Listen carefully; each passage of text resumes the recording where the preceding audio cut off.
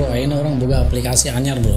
Aplikasi naon gitu mang? Ya aplikasi semacam, tapi aplikasinya semacam kuesioner gitu. Nah terus eta aplikasinya jangan fungsina. Nah ini kurang diberi nyawanya. Jadi aplikasinya semacam pertanyaan kudu dijawab. Nah jawabannya ngenai dua, nyata yes dan no. Anu sih pertanyaan mengenai corona gitu boy. Aduh mang, ulah mang sieun mang lah. Itu sudah mau saya jawaban lagi ngan iya atau tidak. Aduh mang, geus entong lah, entong diupload, bahaya tuh. Geus eta mah urusan pemerintah lah. Kayak heula tuh boy. Jadi di aplikasi ieu orang bari diajar kumaha carana algoritma atau coding ngagunakeun Vibia dina aplikasi model kieu gitu.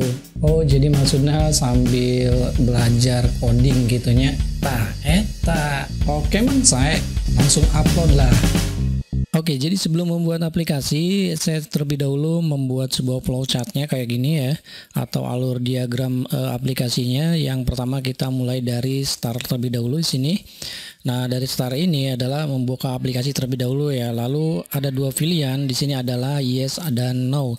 Jadi kalau misalkan teman-teman atau user memilih no atau tidak, maka di sini sudah jadi aplikasinya sampai di sini. Nah, kalau misalkan memilih yes, maka akan diarahkan kepada pertanyaan ke satu kayak gini ya. Ini kalau ya.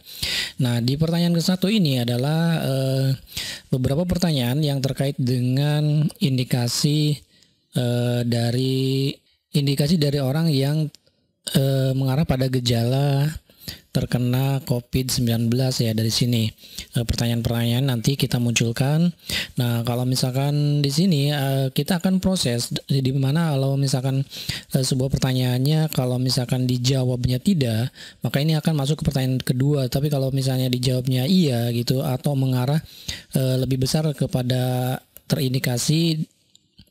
terinfeksi dari virus corona ini, COVID-19 ini, maka di sini adalah muncul informasi ya. Jadi pilihan, kalau usernya pilihnya yes, maka akan muncul informasi sebuah penanganan yang serius kayak gini ya. Tetapi kalau misalnya tidak, ini akan masuk kepada pertanyaan kedua ya, atau questionnaire yang kedua kayak gini ya. Nah, di sini hanya dua pilihan saja, yes dan no. Berikutnya di pertanyaan kedua, pada dasarnya sama aja seperti yang tadi ya. Jadi ada dua pilihan. Di sini ada dua pilihan. Kalau misalkan pertanyaan kedua itu yaitu yes dan no. Jadi kalau misalkan gejalanya tidak mengalami, pertanyaannya jawabnya tidak gitu, maka di sini akan masuk ke pertanyaan ketiga. Tetapi kalau misalkan iya, maka di sini akan ada penanganan yang serius ya, informasi sebuah penanganan yang serius. Nah, kalau tidak berarti nanti masuk ke pertanyaan ketiga. Nah, di pertanyaan ketiga ini agak berbeda dengan pertanyaan 1 dan 2. Nah, di pertanyaan ketiga ini juga ada pilihan yes dan no, tetapi di sini hasilnya masuk ke pertanyaan keempat. Jadi kalau misalnya si usernya jawabnya iya, maka akan masuk ke pertanyaan keempat ke sini ya. Nah, dan kalau misalkan juga tidak, ini akan masuk ke pertanyaan keempat juga kayak gini. Nah, di pertanyaan keempat ini juga ada dua pilihan, yaitu jawaban yes dan no. Kalau misalkan di pertanyaan keempatnya itu usernya pilih iya, maka di sini akan muncul informasi penanganan kayak gini ya.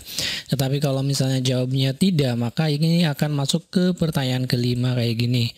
Dan di pertanyaan kelima juga akan dilakukan proses kayak gini, yaitu dua jawaban, yaitu antara yes dan no. Kalau misalkan jawaban usernya adalah yes, maka ini akan masuk ke info penanganan.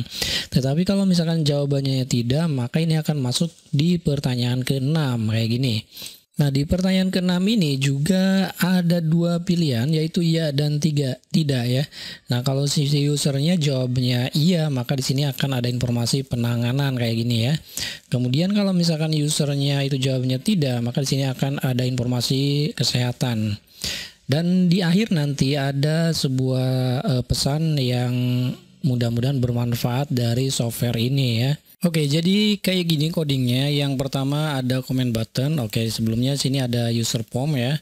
Dan ini seperti biasa tadi kan yang mulai yaitu yes dan no, ya dan tidak. Jadi pilihan ya. Nanti di sini ada coding. Untuk objek comment button 1, codingnya itu memanggil check number. Nah, ini kita akan membuat sub prosedur dulu di sini, yaitu untuk check number, dan ini adalah sebuah pertanyaan ya.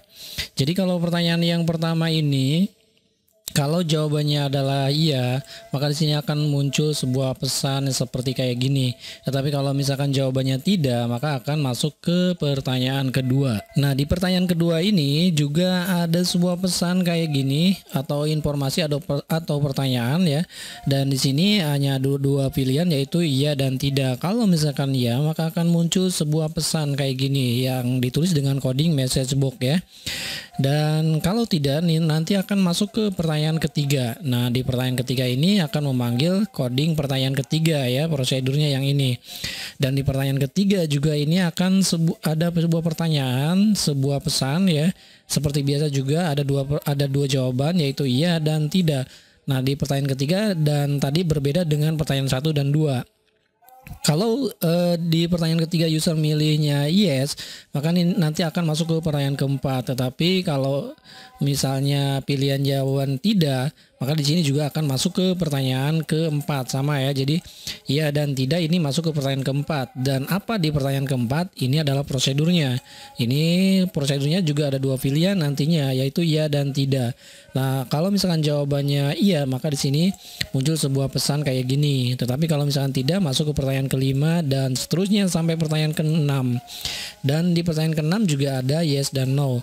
Kemudian di sini ada diakhiri kalau misalkan sudah jawabannya no, maka di sini akan muncul sebuah pesan kembali, di mana pesan ini sebuah ajakan untuk pencegahan kayak gini ya, sebuah informasi kayak gitu. Dan teman-teman silakan bisa dirubah, diedit sesuai dengan kebutuhan, sesuai dengan kebenaran atau keabsahan, atau misalkan sesuai dengan tujuan dari pembuatan software ini ya. Dan sekali lagi, software ini tidak ditujukan untuk mendeteksi bahwa orang itu terdeteksi virus COVID-19 atau tidak, melainkan di sini bagaimana caranya membuat sebuah coding yang disimulasikan untuk pendeteksian orang yang terkena COVID-19 kayak gitu ya. Kalau misalkan keabsahannya ada terinfeksi atau tidaknya, itu kita urusannya itu urusan tim medis ya. Jadi sekali lagi ini bukan urusan dari tim IT atau ahli IT, tetapi ini adalah urusan medis. Bahwa urusan medis juga bukan orangnya, dia itu bukan orangnya, tetapi melainkan dengan berbagai macam langkah yang dilakukan seperti misalkan tes swab dan sebagainya ya. Oke, kita langsung aja coba aplikasi di sini dengan cara running ya kayak gini. Oke, dan ini adalah hasilnya teman-teman. Nah, di sini adalah user form yang sudah tadi didesain, dibuat ya. Di sini ada gambar-gambar kayak gini. Ini juga bisa teman-teman lakukan dengan menambahkan image ya. Dan untuk gambarnya teman-teman bisa silakan buat di Photoshop atau Corel ya. Dan ini adalah aplikasi berisikan beberapa pertanyaan terkait indikasi terinfeksi COVID-19 atau tidak. Oke, di sini apakah cek sekarang. Jadi kalau misalkan tidak ya sudah tidak. Teman-teman bisa menambahkan kalau misalkan tidak, ini langsung close atau quick ya. Dan kalau misalkan jawabannya adalah iya, mau dicek, maka di sini masuk ke pertanyaan pertama ya, kayak gitu kan. Nah, di pertanyaan pertama ini teman-teman, ini adalah sebuah pertanyaan, apakah Anda mengalami salah satu dari yang berikut ini. Ini ada 5 pertanyaan teman-teman. Kalau misalkan perkembangan sekarang itu indikasi terinfeksi COVID-19 atau tidaknya ada tambahan atau diedit, teman-teman bisa mengganti di sini ya. Nah, kalau jawabannya tidak, maka di sini akan lanjut ke pertanyaan kedua. Di pertanyaan kedua juga kalau tidak, ke pertanyaan 3.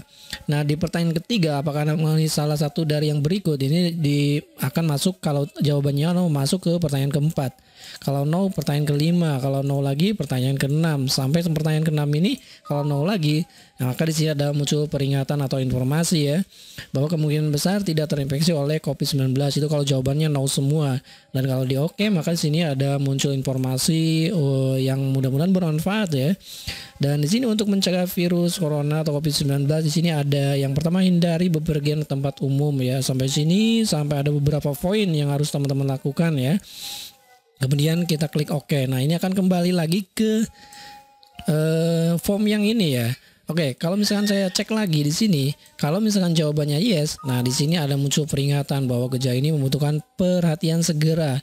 Jadi Anda harus segera menelpon rumah sakit terdekat atau langsung pergi ke instalasi gawat darurat terdekat. Nah, ini pertanyaan pertama. Di pertanyaan pertama itu sangat mendekati kepada orang yang terinfeksi COVID-19 ya. Jadi di sini kan ada pertanyaannya. Nah, kesulitan bernapas yang parah, bernapas dengan sangat cepat dan berbicara dalam satu kata, ini sangat sulit sekali ya. Walaupun tidak terinfeksi COVID-19, karena ini adalah sebuah gejala-gejala yang harus segera ditangani. Misalnya seperti nyeri dada yang parah, sulit untuk bangun, merasa kebingungan, penurun kesadaran. Kalau misalkan salah satunya aja, ini harus segera menghubungi rumah sakit terdekat ya. Oke. Nah, kalau misalkan tidak, masuk ke pertanyaan kedua di sini. Nah, di pertanyaan kedua, apakah Anda mengalami salah satu dari berikut, misalkan napasnya yang pendek setelah istirahat.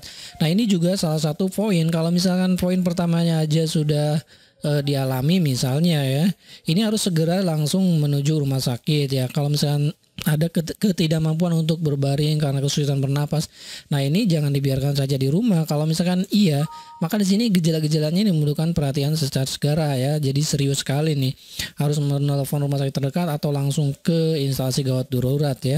Jadi teman-teman harus segera ke IGD kalau misalkan pertanyaan tadi jawabannya iya gitu ya. Oke, sekarang kita masuk ke pertanyaan ketiga, misalkan ini 0 lagi. Nah, di pertanyaan ketiga kan tadi beda ya. Ada, apakah Anda mengalami salah satu dari penyakit berikut: demam, batuk, bersin, sakit tenggorokan, dan sulit bernapas. Nah, di antara poin ini memang agak mendekati dengan indikasi terinfeksi COVID-19, tetapi ini juga bisa memungkinkan tidak terindikasi ya. Kenapa? Maka di sini kalau misalkan jawabannya ya atau tidak, ini masuknya ke pertanyaan keempat gitu ya. Jadi ini dimungkinkan ada dua kemungkinan, ini bisa terinfeksi atau tidak gitu. Jadi kalau misalkan jawabannya yes, maka di sini masuk ke pertanyaan keempat. Nah, dari pertanyaan ketiga itu, misalnya batuknya itu atau demamnya itu gara-gara pernah muncul gejala selama 14 hari, itu gara-gara traveling ya, misalkan ke luar negeri atau kemana, dan itu yang negara yang terinfeksi misalnya Cina, Italia, Iran, dan beberapa negara yang mungkin sampai saat ini semakin berkembang ya. Atau misalkan ke kota-kota terjangkit, misalkan Jakarta kan yang paling banyak ya di negara kita, kemudian ada Bali, ada Solo, Yogyakarta, Pontianak, Manado, dan Bandung misalnya, atau kota-kota lain yang sudah banyak yang positifnya gitu ya.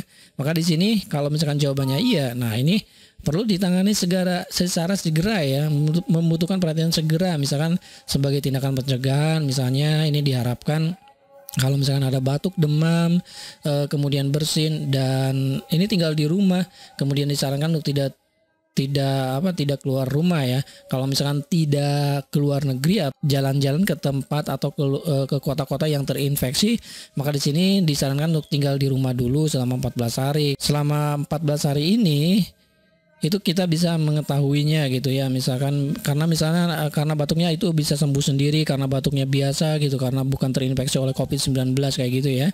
Tetapi kalau misalkan semakin ke sini, misalkan 2 hari, 3 hari itu lebih parah, ini harus segera masuk ke atau menelpon ke call center ya, atau segera berangkat ke UGD atau IGD atau rumah sakit terdekat ya, atau juga klinik, terserah ya. Oke, kayak gitu ya. Jadi kayak gitu ya teman-teman, ini aplikasinya kayak gini, dan mudah-mudahan aplikasi ini bermanfaat bagi teman-teman untuk belajar bagaimana caranya membuat aplikasi dengan VBA ya. Dan ini adalah salah satu contoh aplikasi untuk mendeteksi apakah seorang terindikasi terinfeksi COVID-19 atau tidak. Oke, sampai di sini aja videonya, mudah-mudahan bermanfaat, dan sampai bertemu kembali di video berikutnya.